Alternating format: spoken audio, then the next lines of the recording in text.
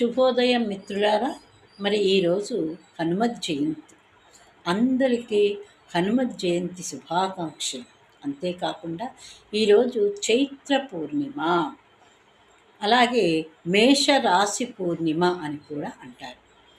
చిత్తా నక్షత్రంలో ప్రవేశించటం వల్ల చైత్రమాసమని, మొదటి రాశి అయినటువంటి మేషరాశి కాబట్టి మేషరాశి పౌర్ణమి అని అంటారు. మరి ఈ పౌర్ణమి గడియల్లో అత్యద్భుతమైనటువంటి ఎనర్జీలు ఒక జలపాతంలాగా వర్షిస్తూ ఉంటాయి. కాబట్టి ప్రతి పౌర్ణమి, ప్రతి అమావాస్య సమయాలలో అద్భుతమైనటువంటి ఆ విశ్వమయ ప్రాణశక్తిని పొందటం కోసం, ఆ కాస్మిక్ ఎనర్జీని పొందటం కోసం మనం తప్పనిసరిగా ధ్యానం చేయాలి.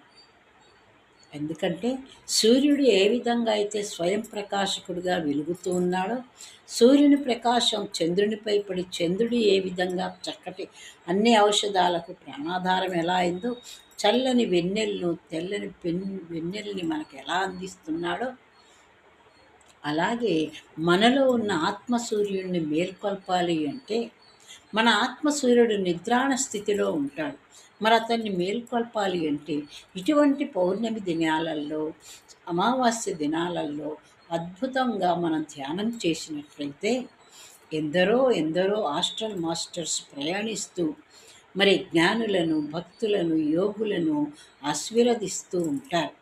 కాబట్టి ధ్యానం చేసి శ్వాస మీద ధ్యాస పెట్టి మన యొక్క శక్తిని మనం పెంచుకొని మన యొక్క ఆత్మల్ని మనం ఉద్ధరించుకోవాలి.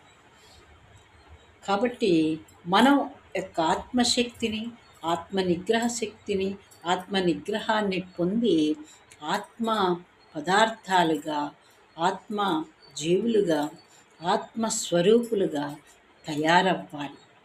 అందుకు ఈ పౌర్ణమి ఎంతో ఎంతో ఎంతో లాభదాయకం. ఎందుకంటే ఈరోజు అత్యధికమైన ఎనర్జీలు వర్షంలా కురిసిస్తాయి. అందుకే మానసిక రోగులు తట్టుకోలేక ఎక్కువగా స్పందిస్తూ ఉంటారు. కాబట్టి మిత్రులారా, అద్భుతమైన ఈ పౌర్ణమి గడియల్ని ఉపయోగించుకొని చక్కగా ధ్యానం చేసి మన ఆత్మశక్తిని పెంచుకుందాం.